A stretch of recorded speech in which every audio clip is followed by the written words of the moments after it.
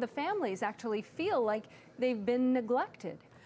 Because they don't feel like they're getting a lot of answers. Now, if you're between the ages of 35 and 41, think of all the changes you've been through in your life. Well, these 8 families, the only constant for them during that time is the search for the person who killed their loved ones. Well, now it seems like they may be getting a little bit of help in hopes someone knows something that could bring them closure.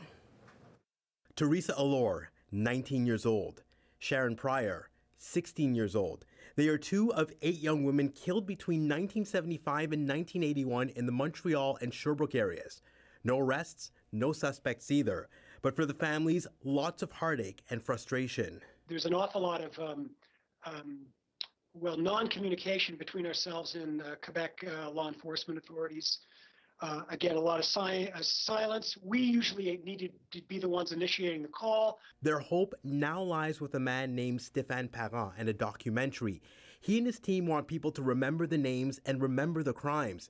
Parent's work led to shocking discoveries. We found many. The evidence was destroyed by the police, typically in the Sharon Pryor files. Then Parent realized there was missing or destroyed evidence in other cases like Teresa Allure's. That's when he called in former Justice Minister Marc Bellemare, who is now demanding the government for a public inquiry into how these cases were handled. Families are pushing for change. They don't think crimes against women were taken seriously. And I certainly think that was the truth in that time.